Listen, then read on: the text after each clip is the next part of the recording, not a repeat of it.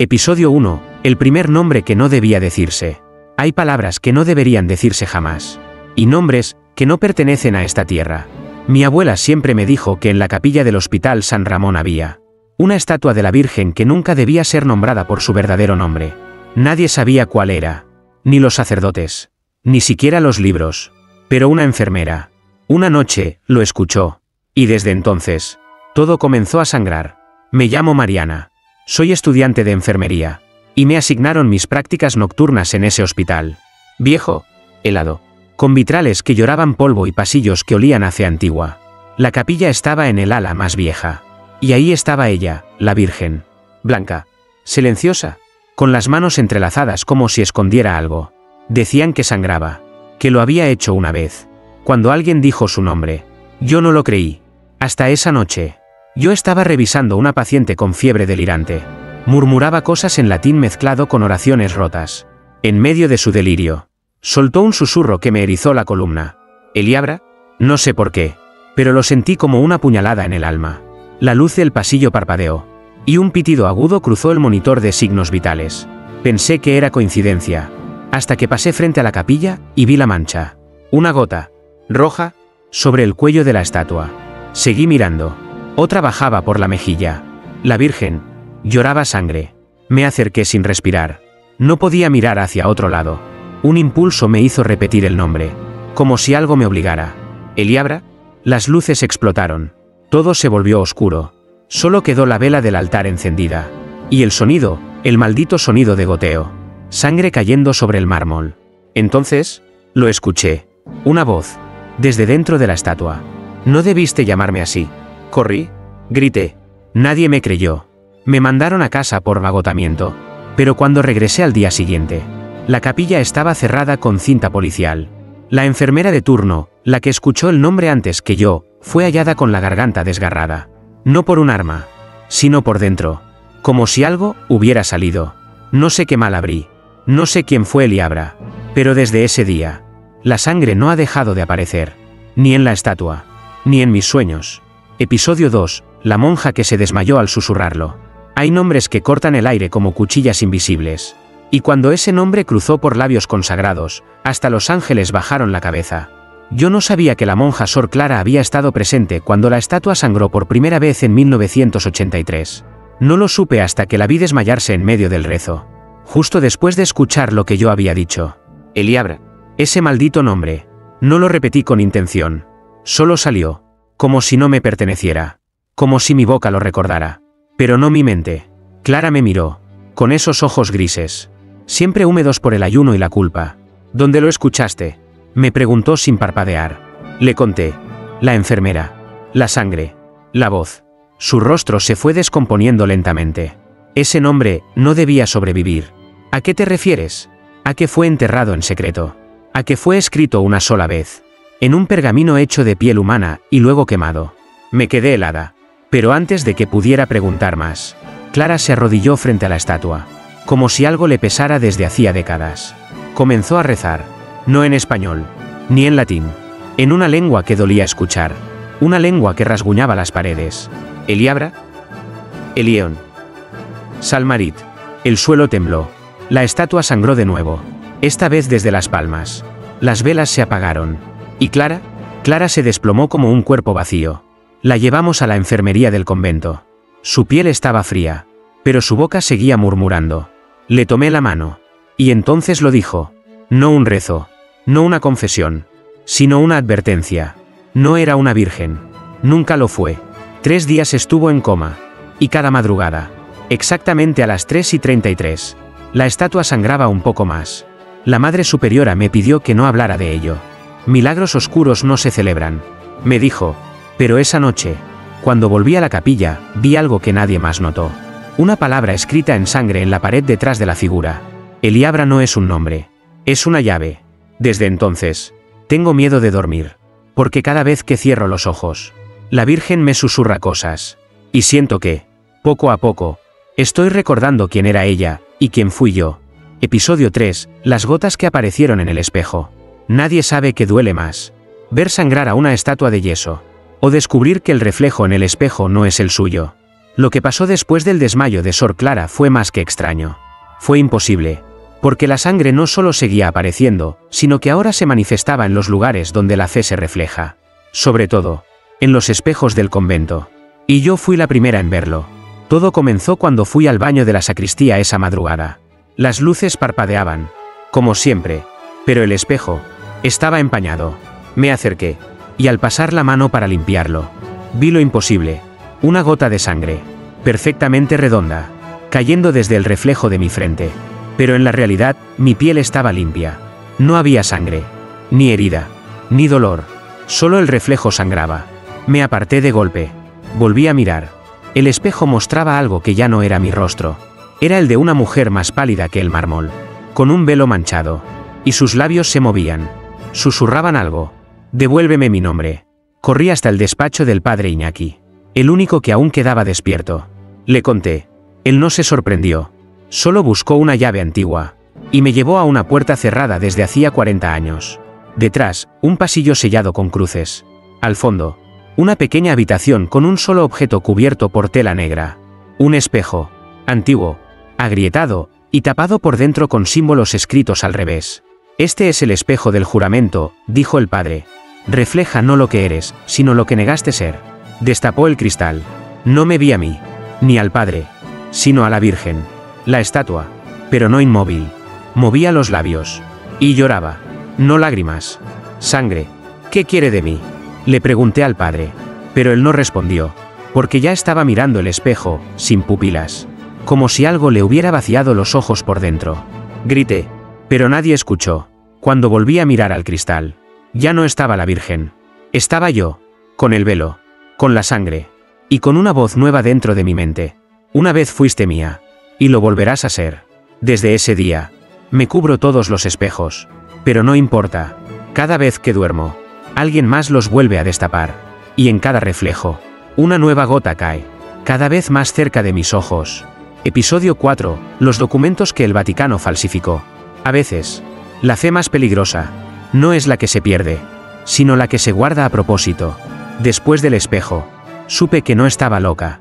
Porque lo que vi esa noche coincidía con algo que jamás debí encontrar. Un archivo, oculto detrás de un crucifijo en la biblioteca del convento. Lo descubrí por accidente. Un pequeño compartimento sellado con cera bendita. Y dentro, un sobre con la marca del Vaticano, y el símbolo de la Congregatio Pro Doctrina Fidei. Los dedos me temblaban. Dentro había documentos amarillentos, fragmentados, con partes tachadas con tinta negra. Pero lo que no alcanzaron a ocultar, lo cambió todo. La Virgen que veneramos, no tenía nombre en los registros originales. Ni María, ni Dolores, ni Inmaculada. Solo una palabra escrita a mano, con caligrafía frenética. Eliabra. No como un título, sino como una advertencia. Había notas adjuntas, escritas por un sacerdote español exiliado en Roma en 1902. Decía que esa imagen no debía ser exhibida jamás. Que fue descubierta en Siria, entre ruinas que nunca debieron ser desenterradas. Y que no era una imagen creada por humanos. El padre afirmaba que la estatua no fue esculpida, sino encontrada, completa, como si hubiera emergido desde la piedra por voluntad propia. Pero lo peor no era eso. Era lo que escribió en latín, con tinta roja al margen de una hoja. Non est sancta, est sigillum. No es santa, es un sello. La imagen no representaba a una virgen. Era una prisión, una forma de contener algo que debía ser olvidado. Y su nombre real era la llave que abría esa celda. La carta final estaba dirigida al Vaticano. Pedía encarecidamente destruir la imagen, quemar su nombre, y exiliar a todo aquel que la hubiera visto llorar. Pero la respuesta fue simple. Sello papal. Una línea. La fe necesita milagros, no advertencias. La usaron, la disfrazaron, la vistieron de virgen, y le dieron un nombre falso. Pero ella seguía ahí, esperando, oyendo. Y ahora que su nombre se ha dicho otra vez, la prisión está resquebrajándose. Yo no sé qué vendrá después, pero en mis sueños, la escucho caminar, descalza, sangrando, y sonriendo, como si supiera que ya nadie podrá detenerla. Episodio 5. El sacerdote que lo gritó, y perdió la lengua. Hay pecados que se perdonan en el confesionario, pero hay otros, que se pagan con carne. El padre Eusebio era el único que aún oficiaba misas en la capilla del ala antigua. Un hombre recto, frío, casi de piedra, como si nada pudiera afectarlo. Lo habían enviado desde Roma después del desmayo de Sor Clara. Decían que él sabía cómo manejar este tipo de situaciones. Pero nadie puede manejar a una virgen que sangra cuando se le llama por su verdadero nombre. Él tampoco lo logró. Todo ocurrió durante la misa de las 6. Había apenas 12 personas. Yo me senté al fondo, con las manos heladas y los documentos ocultos bajo mi hábito. Lo sentía en el aire. El temblor. El peso invisible. Ella estaba escuchando. El padre comenzó con normalidad. Cánticos. Incienso. Silencio. Pero cuando levantó la hostia, su voz se quebró. Sus labios se movieron, pero no dijo lo que debía decir. Este es el cuerpo de... Se detuvo. Le tembló la mano. Y entonces lo gritó. Eliabra. No fue un error. Fue como si alguien le hubiera robado la lengua para usarla como trompeta. La capilla entera se estremeció. La estatua sangró a borbotones desde los ojos, como si llorara siglos de furia contenida. Las luces se apagaron. Las velas se encendieron solas, pero al revés. La cera subía. Las llamas caían. Y el padre Eusebio abrió la boca como si fuera a gritar de nuevo. Pero no pudo, porque de su garganta emergió algo negro, como si su lengua se hubiera podrido en segundos. Se desplomó, convulsionando, mientras de su boca solo salía sangre espesa, oscura, como alquitrán mezclado con cenizas. Intentamos ayudarlo. Grité. Recé. Llamamos a emergencias. Pero cuando llegaron, el padre estaba en coma, sin lengua, arrancada. Los médicos dijeron que no había explicación médica. Yo sé la verdad. Ella no soporta que su nombre sea dicho por quienes no creen. Porque ese nombre no es una oración. Es un juramento olvidado. Y quien lo dice sin comprenderlo, paga el precio. Desde ese día, nadie ha vuelto a oficiar misa allí. Pero cada mañana, sobre el altar, aparece escrita una palabra con letras rojas, como hechas con los dedos de una mujer. Faltan 11. Episodio 6. El niño que lo escribió en sueños. Hay cosas que los niños no deberían soñar. Y nombres que jamás deberían saber escribir. Después del incidente con el padre Eusebio, la capilla fue clausurada. Pero el silencio no duró mucho. Porque cuando se intenta callar lo sagrado grita desde otros cuerpos. Y esta vez, eligió a un niño. Se llamaba Elías. Tenía 8 años. Huérfano. Silencioso. Lo habían acogido en el convento temporalmente, después de que su casa se incendiara y perdiera a sus padres. Dormía en una pequeña celda junto a la mía. Nunca hablaba. Solo dibujaba. Cuerpos sin rostro. Manos rezando. Cruces rotas. Y desde hace 3 noches, empezó a escribir. Me desperté a las 3:33 por un sonido leve, repetitivo, como una tiza raspando piedra. Seguí el ruido. Venía de su cuarto. La puerta estaba entreabierta. Y allí, bajo la tenue luz de la luna, Elías escribía sobre las paredes. No con lápiz, con sangre. La suya, de sus dedos. Pero no lloraba, ni temblaba. Solo repetía la misma palabra, una y otra vez. Eliabra. Decenas de veces. Con una caligrafía antigua, torcida, imposible para un niño. ¿Quién te enseñó eso?, le pregunté, con el corazón latiéndome como si fuera a romperme el pecho. Elías levantó la cabeza lentamente. Sus ojos no eran suyos. Negros. Vacíos. Como pozos sin fondo. Ella me lo susurra cuando duermo, dijo. Dice que tú también lo escribías, cuando eras suya. Me quedé paralizada. ¿Qué significaba eso? ¿Cómo podía saberlo? Antes de que pudiera decir algo más, Elías se desmayó. Llamamos al doctor. Dijeron que fue el agotamiento. Pero nadie explicó por qué. Cuando limpiaron las paredes, la sangre volvió al amanecer, como si la palabra se negara a morir. Y esa misma noche, todos los espejos del convento amanecieron agrietados. Menos uno, el de mi habitación. Y en él, no me vi a mí. Vi a Elías, de pie, despierto. Y detrás de él, la estatua.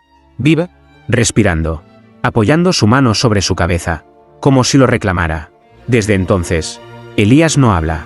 Pero cada noche, su boca se mueve en sueños. Y su dedo dibuja en el aire trazos invisibles, como si siguiera escribiendo. El nombre que está abriendo algo. Algo que ya no podremos cerrar. Episodio 7. La misa donde el altar lloró. Hay misas que elevan el alma. Y hay otras, que abren heridas en el cielo. Después de lo que le pasó a Elías, el convento entró en una especie de negación sagrada. Las monjas dejaron de pronunciar el nombre. El espejo fue tapado con un velo negro. El altar, limpiado con agua bendita cada mañana. Pero yo sabía que solo estábamos cubriendo un cuerpo que aún respiraba. Porque la Virgen seguía sangrando, aunque nadie la viera. Fue la Madre Superiora quien decidió realizar una misa secreta. Solo para el círculo más cerrado del convento. Quería restaurar la paz. Quería silenciar las habladurías. Pero sobre todo, quería probar que la imagen ya no respondía al nombre maldito. Eligieron el amanecer. Oficiarían la misa dentro de la capilla sellada. Yo no debía estar presente. Pero algo dentro de mí me empujó. Como si una parte de mí quisiera ver lo que iba a pasar. Me escondí detrás del confesionario. Desde ahí, vi a 5 monjas y a la Madre Superiora. Todas vestidas de blanco. Rezaban. El aire estaba espeso. Casi líquido. Cuando llegó el momento de la consagración. Una vela se apagó sola. La Madre Superiora levantó el cáliz. El silencio era absoluto. Nadie se atrevía a respirar. Y entonces, ocurrió. Primero, un crujido. Como si la piedra del altar se partiera por dentro. Después, una lágrima roja. Una sola gota de sangre. Deslizándose desde la esquina del altar, como si el mármol llorara. Nadie habló. Nadie gritó. Solo miraron. Hipnotizadas. Paralizadas. Como si lo hubieran estado esperando. Y entonces, una de las monjas se arrodilló. Luego otra. Y otra. Una a una comenzaron a llorar, pero no lágrimas. Sangre. Desde los ojos. Como espejos rotos. La Madre Superiora retrocedió. Sus labios temblaban. No era esto, susurró. Pero el cáliz se movió solo. Y se volcó. Derramando no vino. Sino sangre espesa. Tibia. Viva. Como si el altar estuviera devolviendo todo lo que se le ofreció sin fe. Yo quería huir. Correr. Pero mis pies no respondían. Fue entonces cuando vi la estatua moverse. Levemente. El mentón bajó. La cabeza giró. Y me miró. No con odio. Sino con reconocimiento. Como quien encuentra algo que perdió siglos atrás.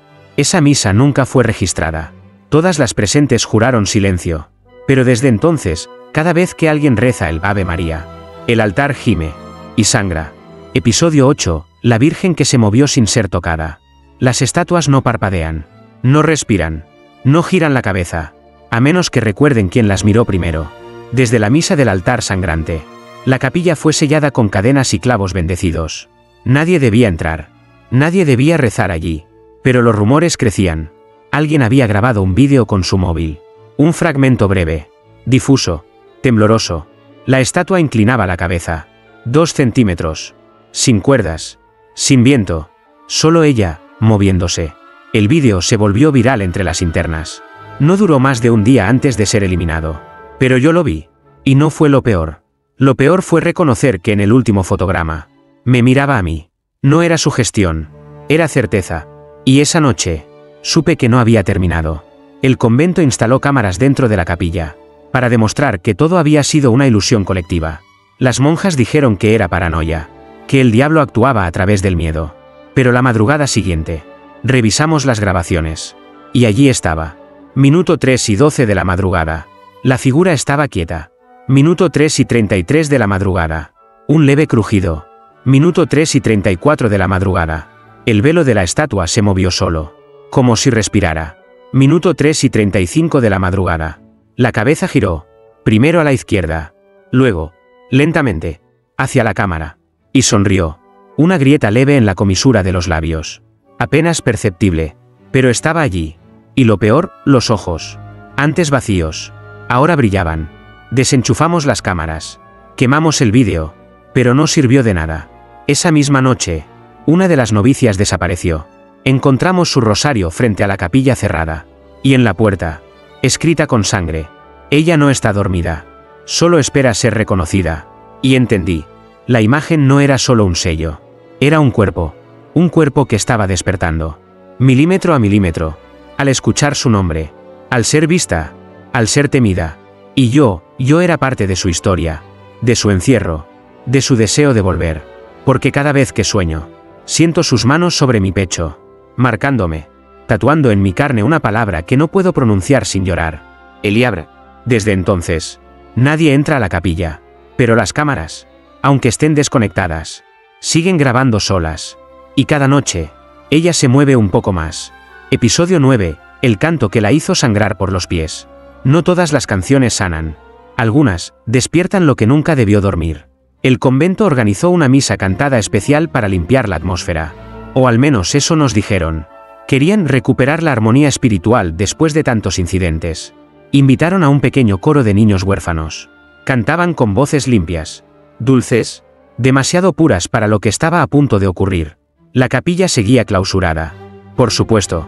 Así que adaptaron un altar improvisado en el salón principal, a metros de la sala donde habían trasladado, en secreto, la estatua de la Virgen. Sí, la habían movido. Y nadie nos lo había dicho. Yo me di cuenta porque, desde que cambiaron su ubicación, la temperatura del convento bajó 5 grados. Las paredes amanecían húmedas. Y los espejos empezaron a empañarse con palabras que nadie había escrito. El ensayo comenzó a las 4. Todo iba bien, hasta que el coro empezó a interpretar un canto medieval que, según la directora, había sido hallado entre antiguos himnarios prohibidos. Mater abscondita, vocavis ut lux. La melodía era hipnótica, antiguamente bella, pero al tercer verso, algo en el ambiente se rompió. Un crujido seco, como huesos quebrándose. Y entonces, el silencio. Los niños siguieron cantando, pero la estatua, colocada al fondo de la sala, empezó a sangrar, por los pies. 2 hilos finos, oscuros, descendiendo desde la base de mármol como si hubieran perforado la carne de alguien vivo. La sangre no caía como líquido, caía lenta, como si saliera con esfuerzo, como si algo estuviera siendo exprimido desde dentro. El canto seguía, pero los ojos de los niños comenzaron a cambiar, perdían el brillo, cantaban, pero ya no sabían qué cantaban. Y la estatua daba un paso hacia adelante, uno solo, milimétrico, pero real, corría a desconectar el equipo de sonido. Pero la música no venía de los parlantes, venía del aire, de las paredes, de mi pecho. La directora del coro se desmayó. 2 niños sangraron por la nariz. Y sobre el suelo, se dibujó algo. Una palabra, escrita con la sangre de los pies de la estatua. Desátame. No sabíamos si era una súplica o una orden. Apagamos todo. Cubrimos la estatua de nuevo. Los niños fueron enviados a casa. Pero uno de ellos me dio un dibujo antes de irse. Mostraba a la Virgen, con alas negras, con un rostro que no era suyo, y con fuego saliendo de su boca. Abajo, en letras rojas, ella ya caminó antes. Desde entonces, los cantos están prohibidos. Pero cada noche, a las 3:33, una melodía olvidada vuelve a sonar desde la sala vacía. Y la sangre sigue fluyendo, paso a paso, verso a verso. Episodio 10, la mujer que soñó ser ella. A veces, los sueños no vienen del subconsciente, vienen de lo que te está buscando. No sé cuándo comenzó exactamente, pero desde aquella misa con el canto prohibido, he empezado a soñar lo mismo cada noche. Y en el sueño, yo no soy yo, soy otra, una mujer vestida de blanco, pero no de pureza, sino de juicio. Camino descalza por un templo en ruinas, y a mi paso, los vitrales se rompen solos, el suelo sangra, y al fondo, hay un altar donde no rezo, sino que me arrodillo para ser adorada. Al principio pensé que era delirio, el estrés, la falta de sueño, pero cada noche el sueño se repite, y se hace más real. Mi cuerpo se despierta sudando, con marcas en las rodillas, como si realmente hubiera estado de rodillas durante horas. Y mis manos, cubiertas de un polvillo dorado que no puedo explicar. Contárselo a las demás sería inútil. Nadie en este convento escucha ya. Solo temen, solo callan. Pero no estoy sola. Una noche, Sor Magdalena, la más anciana de todas, me llamó en secreto a su celda. Tú también la sueñas, ¿verdad? La miré, sin responder, pero mis ojos la delataron. Ella está recordando a las que fueron suyas, me dijo, a las que le ofrecieron nombre, carne y lealtad. ¿Quién es?, le pregunté. ¿Una virgen? ¿Un demonio? Magdalena cerró los ojos. Respiró profundo. Ni virgen, ni demonio. Fue mujer. Y fue adorada como diosa antes de que los hombres decidieran enterrarla bajo otro nombre. ¿Y cómo se llamaba, de verdad? Ella tembló. Se persignó lentamente. Y me susurró. Tú ya lo sabes. Por eso ella te eligió. Esa noche, el sueño fue distinto. No solo caminé. Hablé. Y frente a mí, cientos de figuras encapuchadas gritaban un nombre que me erizó el alma. Eliabra. Eliabra. Eliabra. Y entonces, lo supe. Yo no era una víctima. Yo fui suya.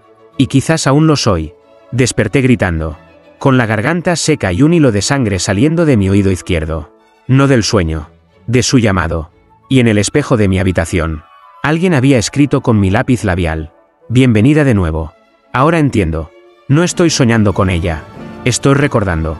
Y cada recuerdo es un paso más hacia lo que fui. Hacia lo que ella quiere que vuelva a ser. Episodio 11. Los ángeles que bajaron a taparle los oídos. Los ángeles no siempre traen luz. A veces, descienden para impedir que algo aún peor despierte. El convento ya no reza en voz alta. Ni siquiera en los pasillos. Las oraciones ahora se murmuran, como si el aire estuviera lleno de oídos. Porque lo está. Y ya no son solo los de ella. Todo comenzó la noche en que Sor Irene intentó pronunciar su nombre. Yo no se lo pedí.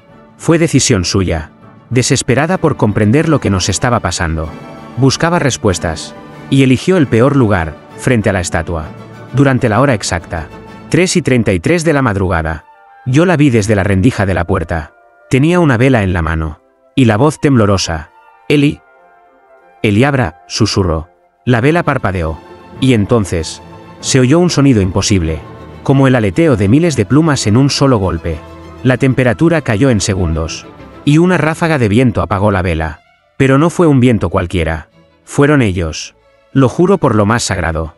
Vi con mis propios ojos como 3 figuras aladas descendieron desde el techo de la capilla sellada. No eran como los ángeles que cuelgan de los vitrales. No eran hermosos. No eran dorados.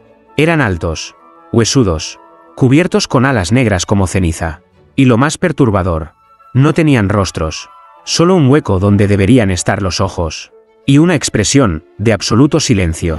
Uno de ellos se acercó a Sor Irene. Ella cayó de rodillas. Congelada por el terror. Y él le cubrió los oídos con ambas manos. No con violencia, sino con urgencia, como quien intenta salvar a alguien de escuchar lo imperdonable. Y luego, en una lengua que ningún humano debería entender, los 3 dijeron al unísono: callad su nombre. Aún no es tiempo. El suelo tembló. La estatua sangró. Pero no por los ojos. Esta vez, desde el interior de sus oídos de piedra. Y entonces, los ángeles se desvanecieron. Como humo que se retira con vergüenza. Sor Irene quedó muda. Desde aquella noche, no ha dicho ni una sola palabra. Solo tiembla. Y llora, cada vez que escucha una campana sonar. Ahora lo sé. No somos los únicos vigilando. Ellos también están aquí. Pero no para salvarnos. Están aquí para contenerla. Y si los ángeles tienen miedo de que ella escuche su propio nombre, ¿qué clase de criatura fue en realidad? Episodio 12. La voz que salió desde dentro de la imagen. Hay estatuas que representan lo divino. Y hay otras, que ocultan lo que el cielo no se atrevió a destruir. Después de la noche de los ángeles sin rostro, creímos que lo peor había pasado. Pero estábamos equivocadas. Eliabra no quería ser vista. Ahora quería ser oída. Todo comenzó cuando la Madre Superiora ordenó mover la estatua una vez más. El mármol sangrante. Los susurros. Las desapariciones. Decía que había que enterrarla en los túneles bajo el convento. Sellarla con sal. Rezos y silencio. Yo me ofrecía a acompañar el traslado. No por devoción, sino porque algo en mí quería estar cerca de ella. Como si mis huesos recordaran una promesa que mi alma olvidó. La bajamos entre 4 hermanas. En completo silencio. Los túneles olían a humedad antigua y cera muerta. Nadie había entrado allí desde el siglo XIX. Pero al llegar a la cripta, justo cuando colocamos la estatua sobre el pedestal, ocurrió un temblor. Leve, como si el suelo respirara. Y luego, la voz. No fue un eco, ni una alucinación. La voz salió desde dentro de la imagen. Hueca, lenta, desgarrada. ¿Recuerdas, hija? Me ofreciste tu carne. Me diste tu canto. Me hiciste cuerpo. Y luego, me encerraste. Todas retrocedimos. Una de las hermanas gritó. Otra cayó de rodillas. Yo no pude moverme. Porque sabía que hablaba conmigo. Ahora que sabes quién eres, ¿vas a callar otra vez?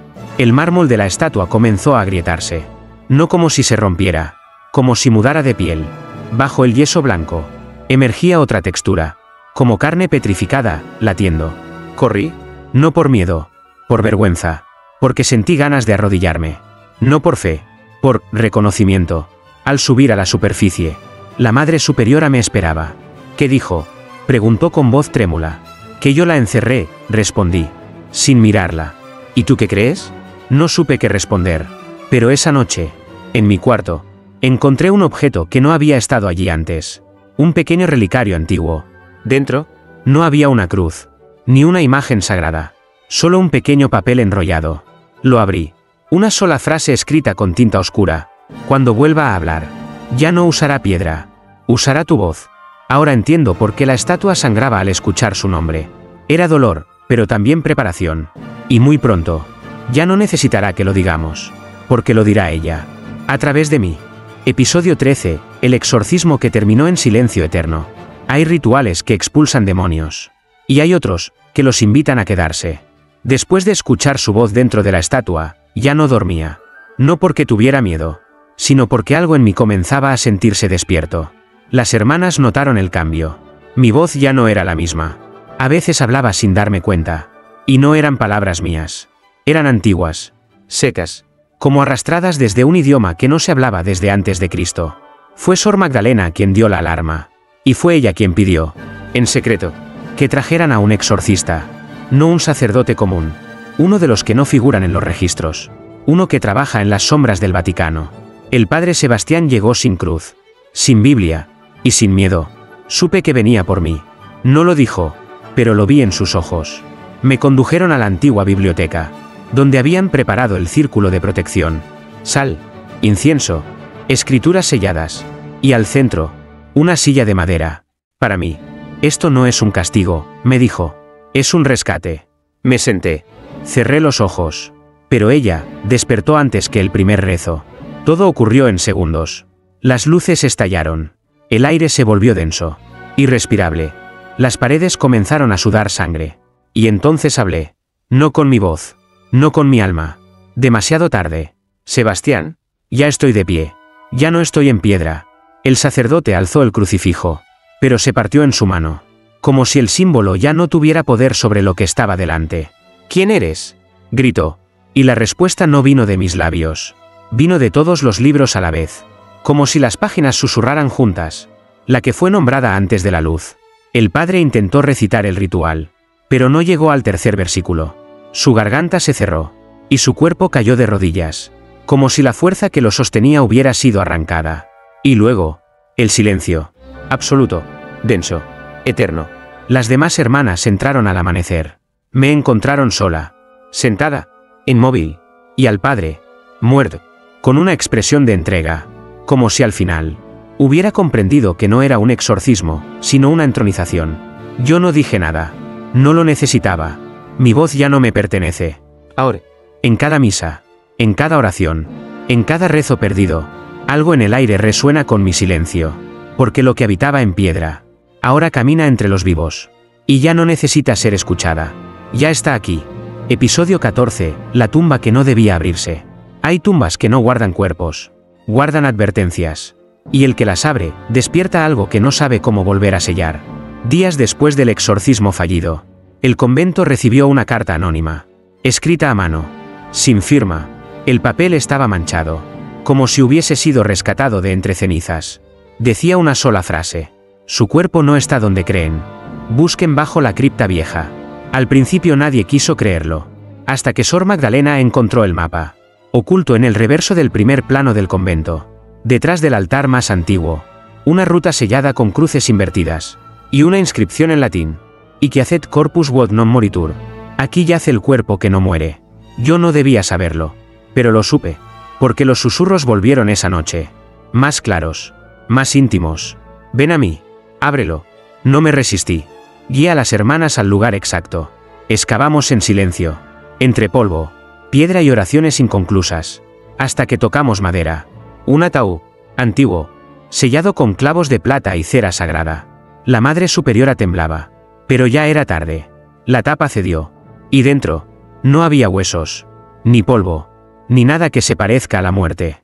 Solo un cuerpo intacto, de mujer, piel suave, aún tibia, cabello largo, negro como la noche sin fe, y una sonrisa apenas dibujada, idéntica a la de la estatua. ¿Está viva?, susurró una hermana. Y entonces los ojos se abrieron, no como un susto, sino como quien solo estaba esperando a ser mirado otra vez. Los ojos eran dorados, pero no brillaban. ¿Ardía? La Madre Superiora quiso cerrar el ataúd, pero sus manos sangraron al tocar la tapa, y en su pecho, bajo el hábito, se dibujó una palabra con sangre: traición. Yo no grité, no recé, solo me arrodillé, porque en ese momento lo entendí. La estatua no era la prisión, era la réplica, La verdadera Eliabra. Estaba aquí. Siempre estuvo. Y había despertado. Desde entonces, el convento guarda silencio. No hay misas. No hay cantos. Solo pasos suaves en los pasillos de madrugada. Y un aroma nuevo. Dulce, pagano. Que nadie se atreve a nombrar. Pero todas sentimos su presencia. Y en cada rincón, ella observa. La que sangraba al oír su nombre. Ahora sonríe cuando lo escuchamos. Episodio 15. El verdadero nombre de la madre del Mesías. Todos pensaban que el misterio era el nombre. Pero el verdadero secreto era quien lo pronunció primero. Después de abrir la tumba prohibida, nada volvió a ser igual en el convento. La capilla fue clausurada definitivamente. Los espejos cubiertos. Las campanas dejaron de sonar. Y nosotras, ya no éramos monjas. Éramos testigos de algo que la historia borró, que la iglesia disfrazó, y que ahora estaba regresando. Porque Eliabra no era una aparición. Era una memoria viva. Una mujer olvidada por voluntad del cielo, pero recordada por el infierno. Las hermanas comenzaron a soñar con una misma escena. Una mujer pariendo bajo una luna negra. A su alrededor, no había ángeles, sino sombras con coronas de espinas. Y el niño no lloraba, reía, lo llamaban el Mesías. Pero no era el que conocemos. Era otro, uno sin redención. Uno que traería luz, no para salvar, sino para mostrar lo que había sido escondido. Y en todos los sueños, la mujer decía su nombre antes de desvanecerse en sangre. Yo soy Eliabra, madre del que nació del silencio de Dios. Ese nombre no es humano, no es celestial. Es lo que queda cuando ambos mundos callan a la vez. Comenzamos a investigarlo en secreto, hasta que encontramos lo impensable. Un códice extraviado, de pergamino ennegrecido, sellado con grasa humana. Contenía evangelios apócrifos, prohibidos, y uno de ellos tenía un título que nos heló la sangre. El Evangelio de la Madre Olvidada. En su interior, había fragmentos que hablaban de una mujer santa antes de María. Una que no fue elegida, sino desterrada. Porque ella no aceptó callar. No quiso parir bajo obediencia. Y cuando dio a luz, su hijo habló antes de caminar. Pronunció palabras en lenguas que ni los ángeles comprendían. Y entonces, Dios ordenó su silencio eterno. No matándola, sino sellando su nombre en una estatua. Y enterrando su cuerpo vivo. Nosotras somos las últimas en saberlo. Las últimas en repetir su historia. Y ahora, las estatuas ya no lloran. Se mueven. Los crucifijos se dan vuelta. Las oraciones cambian solas en los libros. Y yo ya no soy solo una testigo. Soy su voz, su herencia, su renacimiento. Porque ella no quiere venganza. Quiere ser recordada. Y cuando su nombre resuene en todas las lenguas, cuando el último rezo calle, volverá a parir. Pero esta vez, el niño no será crucificado. Será coronado. Y el mundo no sabrá si debe arrodillarse o huir. Ahora lo sabes tú también. El nombre, la sangre, la verdad. Y si al despertar esta noche, escuchas una voz femenina llamarte desde el espejo, no respondas. A menos que estés dispuesto a recordar quién fuiste tú también.